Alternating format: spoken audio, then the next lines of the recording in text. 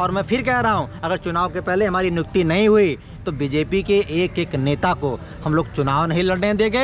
एक एक जिले में, एक एक विधानसभा लोकसभा में जा कर के इनकी रैलियां नहीं होने देंगे और ये बिल्कुल सरकार से बेदखल हो जाएंगे। और मुझे लगता है कि अगर हमारी ताकत, अगर नियुक्ति नहीं मिल पाई, हम लोग अपनी ताकत झोंक दिए तो बीजेपी की जगह पे किसी दूसरे पार्टी की भी सरकार आ सकती है। लेकिन फिर उनके भ्रष्ट अधिकारी, इन्हीं माननीय तत्कालीन शिक्षा मंत्री सतीश चंद्र द्विवेदी जी के सह पर और शिक्षा विभाग के भ्रष्ट अधिकारी जो बिल्कुल गुंडई पर उतारू हैं, वो हमारी लिस्ट को लेकर के माननीय योगी जी के आदेश के खिलाफ कोर्ट को चले जाते हैं और हमारी लिस्ट बिल्कुल बेदखल हो जाती है। आज हम लोग बिल्कुल सड़कों पर घूम रहे हैं, भीख मांग रहे हैं, दर की ठोकरें खा रहे हैं, लाठियां खा रहे हैं। जाति सूचक शब्द के द्वारा शासन प्रशासन के द्वारा गालियां दी जाती है। कुछ तो बीजेपी के मंत्री विधायक भी जाति सूचक गालियां दे करके भगा देते हैं। हमारा आंदोलन लगातार चल रहा है। आज हम लोग बीजेपी के कार्यालय पर लखनऊ में गए हुए थे। वहाँ पर हमारी बहनों के साथ, हमारे भाइयों के साथ बहुत बदसलूकी की गई है, जाति सूचक गालियाँ दे करके भगा दिया गया है और प्रशासन बहुत बदतमीजी से बात करके गाड़ी में भर्ती को गार्डन जो एक अघोषित जेल है वहाँ हमको ला के छोड़ दिया। माननीय न्यायप्रिय मुख्यमंत्री योगी जी के आदेश पर आई थी शिक्षा मंत्री, तत्कालीन शिक्षा मंत्री इसको प्रेस कॉन्फ्रेंस करके एक्सेप्ट किए थे, स्वीकारे थे और निकाले थे। इस 6800 की लिस्ट को वहाँ भी गेम करके, खेला खेल के हम लोगों के साथ 6800 की लिस्ट को रद्द कर दिया जाता है। जी नमस्कार, आप सबका स्वागत है। मैं हूं आपके साथ आयुष और आप देख रहे हैं खुद रंग। इस वक्त मैं लखनऊ के इको गार्डन में मौजूद हूं। यहां पे आए दिन धरना प्रदर्शन होते ही रहते हैं। इसी कड़ी में हमारे साथ यहां पे, चलिए आपको पहले कुछ दिखाते हैं। ये जैसा कि आप पहले पीछे पोस्टर देख रहे होंगे जिस पे बहुत कुछ लिखा हुआ है माननीय मुख्यमंत्री जी के आदेश का पालन करे बेसिक शिक्षा विभाग। ये कौन से आदेशों को पालन करने के लिए कह रहे हैं? हमारे साथ यहाँ कुछ लोग जमा हैं, चलिए उनसे बात करेंगे और जानेंगे आखिर पूरा मुद्दा क्या है। सर, आपका नाम? मैं राज बहादुर हूँ, इलाहाबाद से आया हूँ और ये लगभग 2018 में मैं प्राइमरी में 69,000 शिक्षक भर्ती आई थी जी, और जिसमें भर्ती हुई हम लोग एग्ज़ाम दिए और एग्ज़ाम के बाद जब रिज़ल्ट आया तो उसमें तत्कालीन शिक्षा मंत्री बीजेपी के सतीश चंद्र द्विवेदी जी थे जी। इन्होंने पिछड़े दलितों का लगभग 20,000 सीटों का घोटाला कर लिया और घोटाला करने के बाद 20,000 सीटों पर अपने चहेते जो फॉरवर्ड लॉबी के कैंडिडेट होते हैं, हमारी ओबीसी एससी मतलब पिछड़े दलितों की सीटों पर उनको बैठा दिया, उनको नियुक्ति दे दिया और लगभग 2.5 से 3 साल से वो नौकरी कर रहे हैं और बाकायदा सैलरी उठा रहे हैं और हमारी सीटों पर नौकरी कर रहे हैं। इसके बाद हम लोगों को जब पता चला कि जो ओबीसी एससी का जो आरक्षण होता है, हम लोगों ने पूरे डेटा को खंगाला और डेटा को खंगालने के बाद हम लोग NCBC में गए, राष्ट्रीय अन्य पिछड़ा आयोग गए और वहाँ पर डेटा को दिया। फिर वहाँ पर हमारा काफ़ी दिनों तक मुकदमा चला। मुकदमा चलने के बाद वहाँ से वेरीफाई हुआ, NCBC ने वेरीफाई किया कि हाँ, आपके लगभग 20,000 सीटों घोटाला हुआ है। इसके बाद इसके पहले जो तत्कालीन शिक्षा मंत्री सतीश चंद्र द्विवेदी जी थे, वो अपनी विधानसभा में चिल्ला के बोला करते थे कि बिल्कुल भर्ती बहुत फेयर हुई है, कोई घोटाला नहीं हुआ, सब बढ़िया हुआ है। उसके बाद जब NCBC की रिपोर्ट आई, रिपोर्ट आने के बाद जब हम लोग लगातार लखनऊ की सड़कों पर, पूरे प्रदेश की सड़कों पर, ज़िले में जब अपने आंदोलन को तेज़ किए, सड़कों पर लड़े, हमारे कई भाई बहनों की हाथ और पांव टूटे, पूरा प्रदेश देखा इसको। कई कम से कम 3-4 आत्महत्याएँ हो गई इसमें। और इसके बाद जब विधानसभा 2022 का चुनाव आता है तो उसके जस्ट पहले यही माननीय तत्कालीन शिक्षा मंत्री सतीश चंद्र द्विवेदी जी एक बाकायदे, नहीं उसके पहले ये होता है कि माननीय मुख्यमंत्री योगी जी हमारे डेलीगेशन को बुलाते हैं और बाकायदा वो आदेश करते हैं कि इन बच्चों की जो जेन्युइन लिस्ट है, जो जेन्युइन सीट है, उसको तत्काल निकाल के दे दिया जाए। इसके बाद तुरंत माननीय सतीश चंद्र द्विवेदी जो तत्कालीन शिक्षा मंत्री थे, वो बाकायदा प्रेस कॉन्फ्रेंस करते हैं और 6800 सीटों को ऐलान करते हैं कि इतनी सीटों का घोटाला हुआ है और मैं इसको निकाल लूँगा। एक हफ्ते के अंदर में काउंसलिंग शेड्यूल जारी हो जाता है 6800 सीटों का, जो पिछड़े दलितों की सीटें थी, जिन 20,000 सीटों की जगह पे जो इन लोगों ने 6800 सीटों को माना जी। ऐलान होता है, काउंसलिंग शेड्यूल जारी होती है।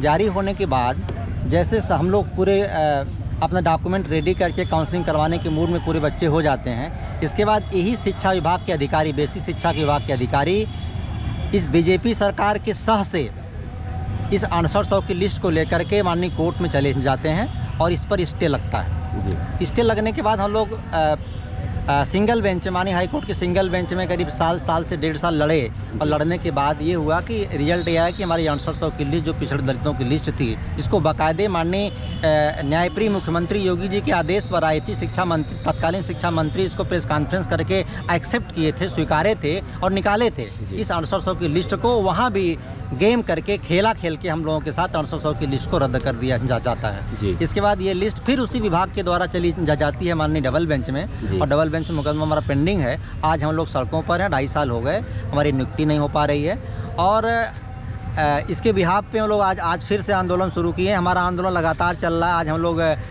बीजेपी के कार्यालय पर लखनऊ में गए हुए थे। वहाँ पर हमारी बहनों के साथ, हमारे भाइयों के साथ बहुत बदसलूकी की गई है, जाति सूचक गालियाँ दे करके भगा दिया गया है और प्रशासन बहुत बदतमीजी से बात करके गाड़ी में भर्ती को गार्डन जो एक अघोषित जेल है वहाँ हमको ला के छोड़ दिए।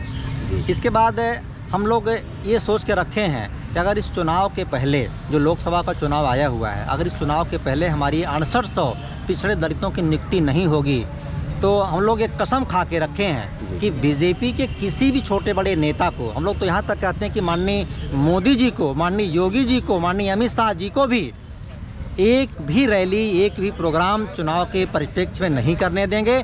और जो मैं बहुत डंके की चोट पर कहना चाहता हूँ कि जो हमारे ओबीसी एससी की जो बीजेपी की सरकार में नेता हैं, जो अच्छे पदों पर मंत्री बन बैठे मलाई खा रहे हैं, जिनमें प्रमुख नाम आता है केशव प्रसाद मौर्य जी का, माननीय डिप्टी सीएम हैं, और स्वतंत्र देव सिंह जी माननीय कैबिनेट मिनिस्टर हैं, और हमारे शिक्षा मंत्री हैं हमारे जो बिल्कुल शिक्षा मंत्री संदीप सिंह जी हैं, जो माननीय बाबूजी कल्याण सिंह जी के पोते हैं। कल्याण सिंह जी कहा करते थे कि अगर दलित पिछड़ों का आरक्षण ना मिले थप्पड़ मार के छीन लेना।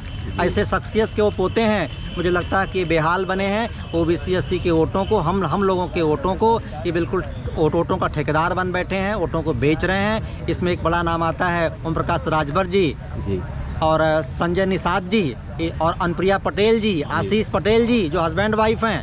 हमारे मुद्दे को पहले बहुत बोला करती थी जब चुनाव था तो, और हमारे इस मुद्दे को बोल करके चुनाव में उठा करके वोट ले करके दोनों लोग, एक लोग केंद्र में मंत्री बन गई और उनके माननीय हस्बैंड जी आपके राज्य में मंत्री बन गए और मलाई काट रहे हैं। बिल्कुल हम लोग वहाँ जाते हैं तो बिल्कुल दीनहीन बन जाते हैं, हमारा मुद्दा उनके दिमाग से निकल गया। मैं बहुत चेतावनी के साथ कहना चाहता हूँ माननीय अनुप्रिया दीदी जी को और उनके हस्बैंड माननीय आशीष भैया को कि अगर हमारी नियुक्ति चुनाव के पहले नहीं हुई, तभी हम लोग पिछली बार भी दिखा के आपको रखे हैं, इस बार भी एक भी रैली लोकसभा के चुनाव में नहीं करने देंगे, न तो आपको मंत्री, सांसद, विधायक कुछ नहीं बनने देंगे, आप भी सरकार से बेदखल हो जाओगे।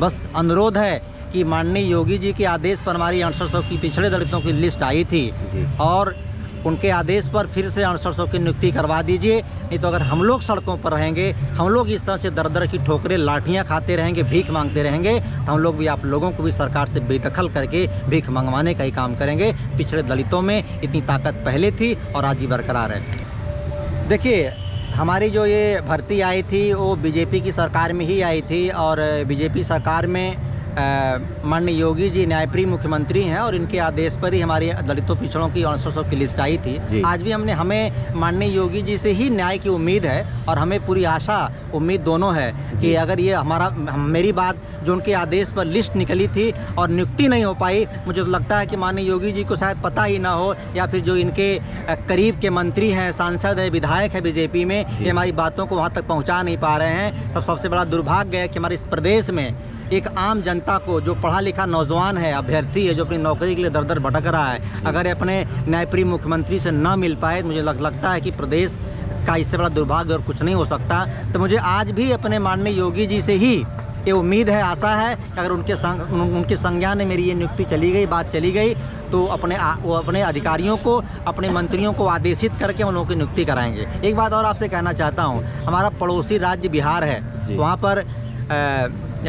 वहाँ पर तेजस्वी जी और माननीय आपके ये नीतीश कुमार जी मुख्यमंत्री जी हैं। वहाँ देख लीजिए कि इन दोनों लोगों का ऐसा जलवा वहाँ कायम हुआ बिहार सरकार में कि 1.5 लाख नौकरियाँ तो शिक्षा विभाग में मात्र 1 महीने के अंदर में एग्ज़ाम करा के उनको नियुक्ति पत्र बांट दिया गया और दोबारा सेशन 2 में फिर 1.5 लाख की नौकरियां इसी शिक्षा विभाग में उन्होंने निकाल दिया, एग्जाम होने जा रहा है। क्या हमारे माननीय मुख्यमंत्री जी प्रदेश के मुखिया हैं, क्या ये अपनी 2018 की वैकेंसी को पूरा नहीं कर पा रहे हैं, जो कि दलितों पिछड़ों का आरक्षण घोटाला था। घोटाले के बाद सीटों को स्वीकार किया गया। माननीय उन्हीं के मंत्रालय के शिक्षा मंत्री, तत्कालीन शिक्षा मंत्री बाकायदे प्रेस कॉन्फ्रेंस करके जो 2 दिन 4 दिन पहले विधानसभा में चिल्ला चिल्ला के बोलते थे कि भर्तियां फेयर हुई हैं, फिर वही 2 दिन बाद प्रेस कॉन्फ्रेंस करके बाकायदे स्वीकारते हैं कि दलितों पिछड़ों की 6800 सीटों का हमने घोटाला किया है और मैं ये 6800 की सीट निकाल रहा हूँ। 1 हफ्ते के अंदर काउंसलिंग करा के इनको नियुक्ति पत्र दिया जाएगा।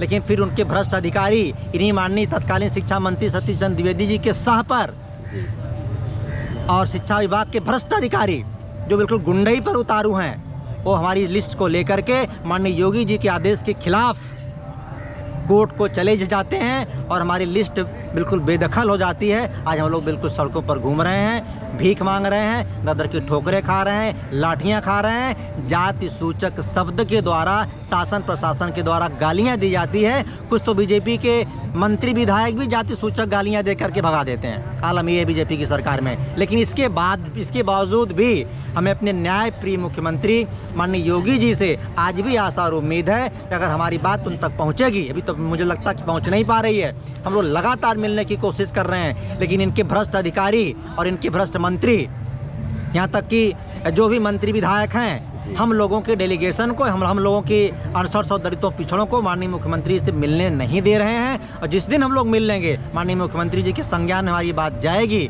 तो मुझे पूरी उम्मीद है कि माननीय मुख्यमंत्री जैसे हमारी लिस्ट निकालने का आदेश दिए थे, वैसे हमारी नियुक्ति का आदेश दे करके चुनाव के पहले नियुक्ति करवा देंगे। और मैं फिर कह रहा हूँ, अगर चुनाव के पहले हमारी नियुक्ति नहीं हुई तो बीजेपी के एक एक नेता को हम लोग चुनाव नहीं लड़ने देंगे। एक एक जिले में, एक एक विधानसभा लोकसभा में जा कर के इनकी रैलियां नहीं होने देंगे और ये बिल्कुल सरकार से बेदखल हो जाएंगे। और मुझे लगता है कि अगर हमारी ताकत, अगर नियुक्ति नहीं मिल पाई, हम लोग अपनी ताकत झोंक दिए, तो बीजेपी की जगह पे किसी दूसरे पार्टी की भी सरकार आ सकती है।